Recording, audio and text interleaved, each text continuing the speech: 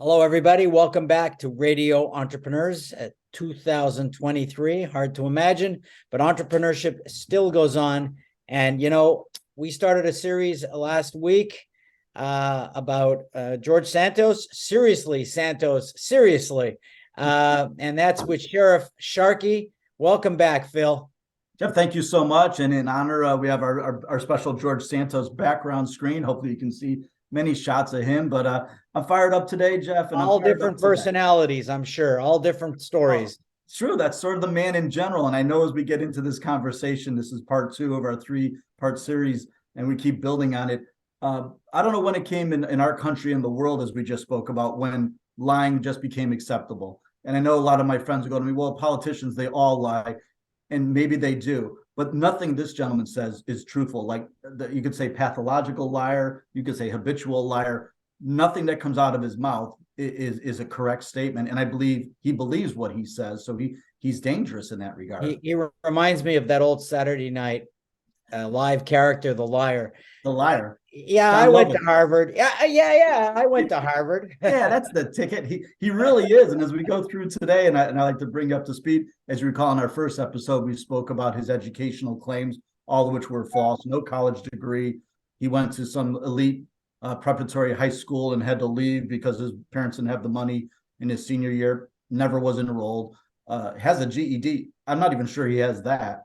I don't see any proof of that. And then his employment history, which was all fabricated.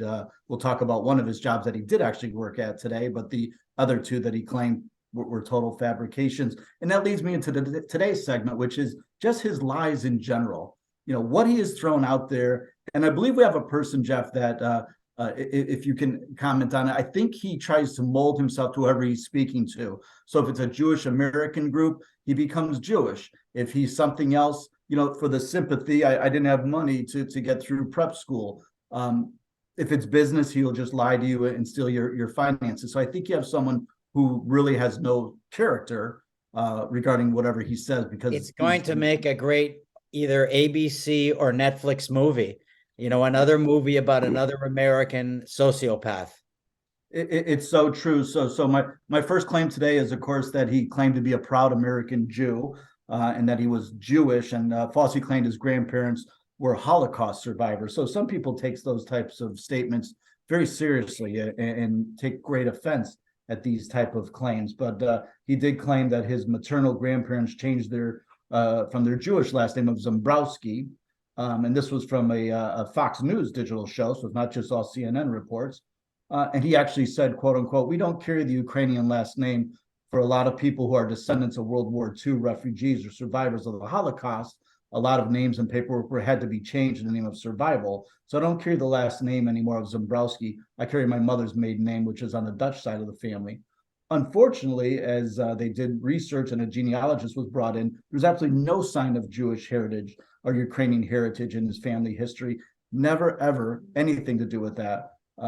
He then deleted his former Facebook account, which had records under the name of Anthony Zambrowski. And he also had a fundraising for a pet charity, a GoFundMe page for some pet charity under that name, which was a nonprofit.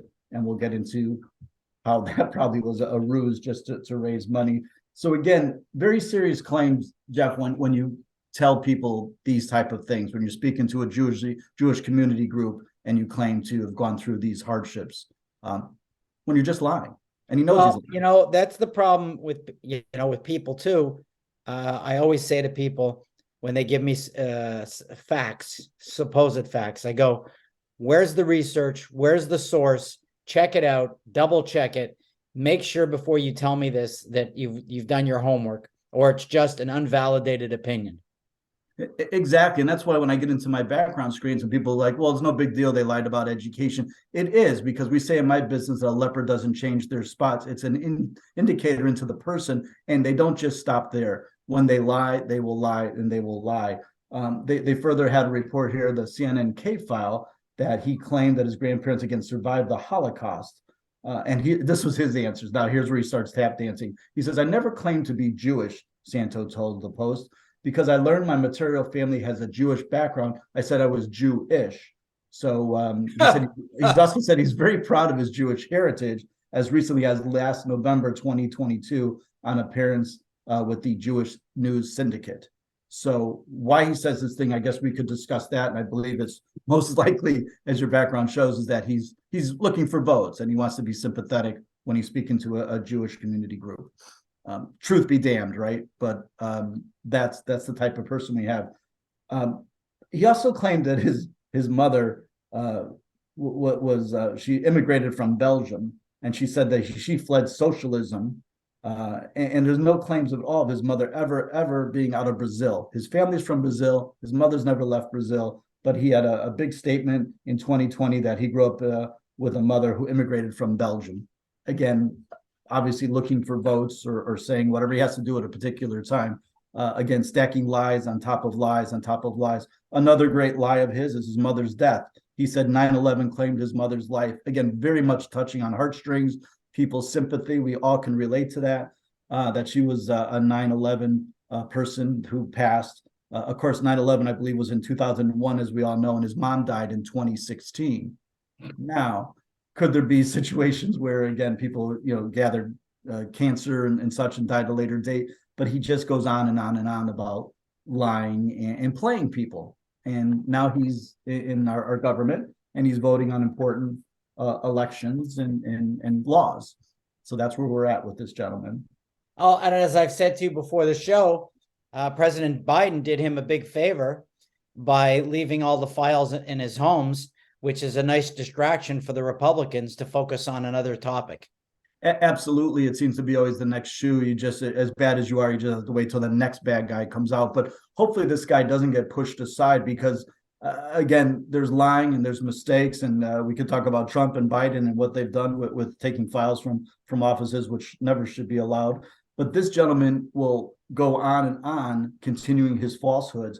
Next time, I want to get into what really I think is going to bring him down, which is what they're looking into the House Ethics Committee, and they're looking into the money. That's the thing we talk about. It's always the money. This gentleman went from 2 years ago being evicted for lack of paying rent to being able to loan his campaign last year $750,000. So once they start checking this financial money paper trail, we'll see where all this money is coming from. There's reports out just recently that he was partnered with a Russian oligarch, and maybe money came in that way. But again, these are like election fraud violations, and these will be taken seriously. Well, speaking as an entrepreneur, he's clearly very talented. He's very talented. He's very talented. He's a very good salesperson, and he knows how to get, and he's very creative at financing. This is a course in entrepreneurship. How do you go from nothing to a congressperson in 2 years? Yeah, it's quite impressive. Apply to everybody. It is. And apparently what you do is you just do whatever you have to do. And I'll leave you with this last story. The one job that we were able to come that he did work for was a company that was later accused of running a Ponzi scheme. And it was actually brought down by the U.S. Securities and Exchange Commissions. So he actually worked for this company. He has some great quotes. This is what he said as recently in a CNN interview in 2020. He claimed he was the head guy of this harbor city in their office in New York. And Jeff, that he was the top dog in the executive position. He said that he managed a $1.5 billion fund for the company with returns of 12 and 26% on investors' money. He said, quote unquote, currently at Harbor City Capital, I manage a $1.5 billion fund, right?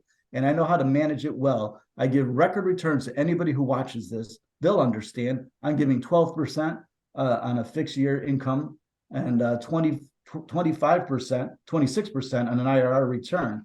Unfortunately, the SEC has shut this company down, and there's a $17.1 million fine, and they're reviewing the money from the owner, which was a Jonathan Maroney. So the whole thing was built on a Ponzi scheme, which he's bragging about just years ago, how great he was at doing his job working for this Ponzi scheme company. So again, repetitive history of just not being. Again, I think he's going to make his best income selling the movie rights before he goes to jail. I would totally agree. So I will look forward to our next get together where people have changed. There's criminal charges in his Brazilian history. There's a woman who said he ruined my life because he drained my bank account and stole my jewelry. And it goes on and on and on. And hopefully he gets what's coming to him, because I do hope our country's not in a place where we're just going to look aside from this gentleman and just accept the next situation. This cartoon reminds me of something that I tell clients all the time. 3 strikes are good for baseball, but in business, 1 strike and you're out. If you get someone who lies to you once, they're going to lie to you again. And I've had to learn that the hard way over the years, watching hundreds of companies with employees who do not perform as they say they're supposed to. So, Phil, I think, you're giving us a good message. Keep hammering it home. Just don't take people at face value. But if someone's looking for Sheriff Sharkey to help make sure they don't make these mistakes, look, Congress did, the Republicans did. How do they find you? Right on the web, we're at www.hireoff.com. It's our name short, and that's HIREAUTH.com. You can call our phone line toll free at 888-230-5901. And the big perk is, if you call now or whenever, you actually get a person in today's world of lack of staffing and lack of personal contact. We do great background checks. We do it quickly. And most importantly, we have ease of service, and we value our clients and are right there with our clients to make sure someone like this doesn't come walking through their doors. Unbelievable. And I want to thank you. That's Sheriff Sharkey. Phil, great having you on the show today. Look forward to talking to you on our 3rd segment of Seriously Santos on Radio Entrepreneurs.